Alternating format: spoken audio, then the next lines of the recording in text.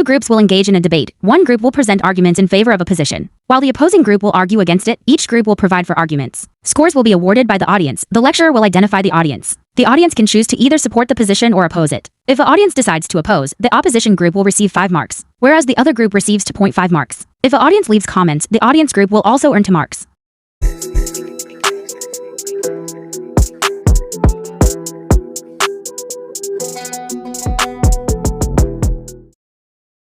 Kami semua percaya langkah ni penting untuk lindungi alam sekitar, jaga kesihatan rakyat dan juga untuk arah future yang lagi hijau dan lagi bersih lah.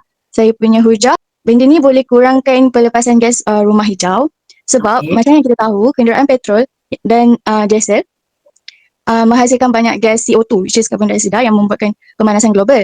So, kalau Malaysia hentikan jualan kenderaan ICE, jumlah pelepasan gas yang bahaya ni boleh dikurangkan dengan banyak. Jadi, udara yang dekat Malaysia ni boleh jadi lagi bersih dan sihat untuk rakyat. Lepas tu, langkah ni juga boleh bantu Malaysia capai sasaran sifar bersih karbon menjelang tahun 2050.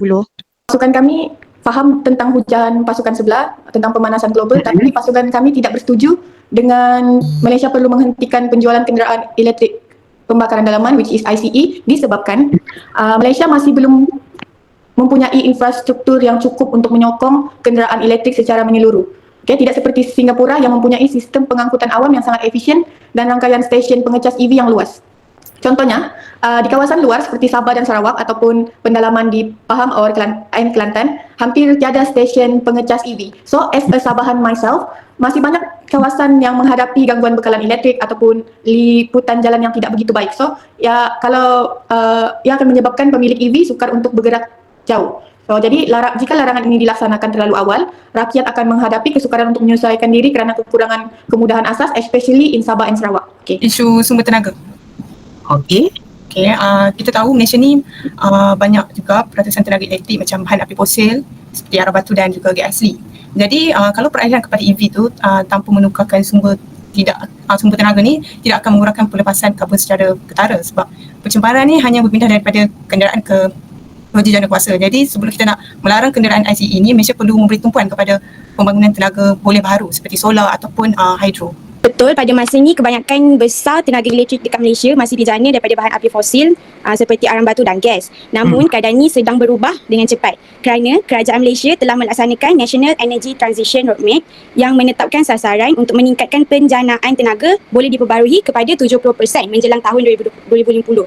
Malah syarikat seperti TNB and Sarawak Energy kini sedang memperluas projek tenaga solar, hidro dan biogas di seluruh negara. So, lebih banyak penggunaan EV bermaksud permintaan terhadap tenaga bersih juga akan meningkat. Dan ini akan mempercepatkan pelaburan dalam sumber tenaga hijau. Sebagai contoh, beberapa bangunan komersial di Selangor dan Johor sudah mula menggunakan panel solar untuk mengecas kenderaan elektrik secara langsung tanpa bergantung kepada grid arang batu.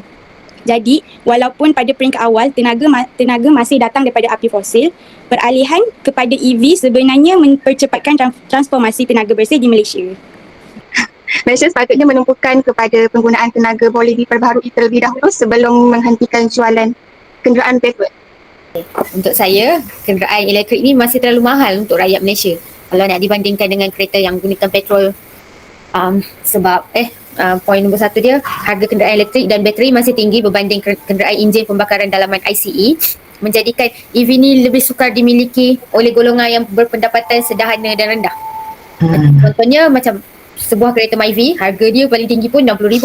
Tapi kalau macam BYD tu atau Tesla, harga dia 100 sampai 190. Itu je. Dan pilihan kereta EV tak banyak pun.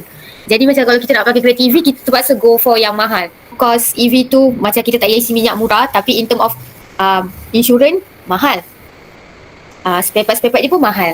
Jadi kalau dalam Malaysia ni, saya rasa kalau sampai 2030 Malaysia masih perlukan kereta petrol sebab EV belum boleh fully tukar lagi. Saya rasa saya berpihak kepada pembangkang sebab penggunaan EV pada waktu sekarang ni adalah agak mahal berbanding dengan kereta yang menggunakan petrol. So maybe kita akan lebih menggunakan EV pada waktu akan datang. Maybe 10 tahun akan datang. Penyertaan pembangkang tadi, kita bukannya nak lupuskan terus tapi nak kurangkan, especially untuk negeri-negeri yang lebih maju. Selangor, JB. Selangor, KL, JB. Betul. Kita juga akui bahawa pada masa ini infrastruktur EV memang lebih banyak tertumpu pada kawasan bandar. Namun itulah sebabnya sasaran 2030 sangat penting. Sebab dia beri masa kepada kerajaan untuk memastikan pembangunan infrastruktur dapat dilaksanakan secara seimbang di seluruh negara. Jadi, dengan perancangan rapi dan sasaran yang jelas menjelang 2030 nanti, jurang bandar dan luar bandar akan semakin kecil. Langkah ini juga akan memastikan semua rakyat Malaysia, tak kira mana mereka tinggal, dapat menikmati manfaat mobiliti hijau secara adil dan menyeluruh.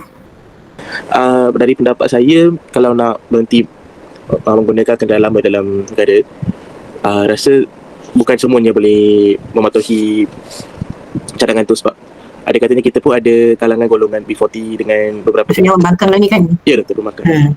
Maaf kita. Sebab kita boleh tengok kita ada beberapa golongan dalam masyarakat kita yang bukan semuanya boleh senang nak tukar kereta ke ataupun nak tukar pandangan mereka terhadap kereta yang generasi yang akan datang. Ada segelintir yang mereka lebih selesa menggunakan kereta lama dan tidak nak berterus dengan teknologi lain. Ada juga golongan remaja yang sekarang yang boleh memperhatikan kereta atau pengeluaran kereta generasi moden dari tahap keselamatan dan juga penjimatan minyak dan juga kemajuan sektor juga. Tapi ada juga sebab kita masih juga ada golongan yang lebih memperhatikan kenderaan lama mereka yang selesa untuk dipakai untuk harian. So saya bangkang, Doktor. Okey, boleh terima lah. Sebenarnya kalau ikut kesimpulan, kita nak implement tapi bukan 2030 lah. Mungkin kita mesti ada target lah. Mungkin dah akan lambat sikit 2040 ke macam tu. Daripada semua kenyataan yang diberilah. Okey, nampaknya grup 3 dan 4 seri. Okey, kedua-duanya adalah bakal seri. Tahniah saya ucapkan. So,